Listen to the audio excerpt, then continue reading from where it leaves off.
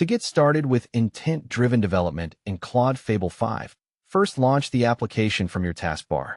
Once open, create a new project for your novel by clicking on the New Project button.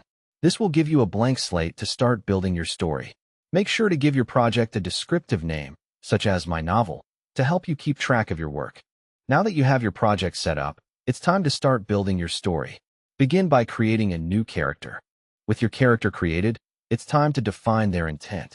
What motivates your character? What are their goals and desires? Click on the Intent tab and start defining your character's motivations. This will help you understand why your character makes certain decisions and how they will drive the plot forward. For example, Emily's motivation might be to write a best-selling novel, while her goal is to finish her first draft within the next 6 months. One of the most common mistakes authors make when using intent-driven development is forgetting to update their character's intent as the story progresses. This can lead to inconsistent character behavior and plot holes. Make sure to regularly review and update your character's intent to ensure it remains consistent with the story. Additionally, consider the implications of your character's intent on the plot. How will their goals and motivations affect the story's outcome?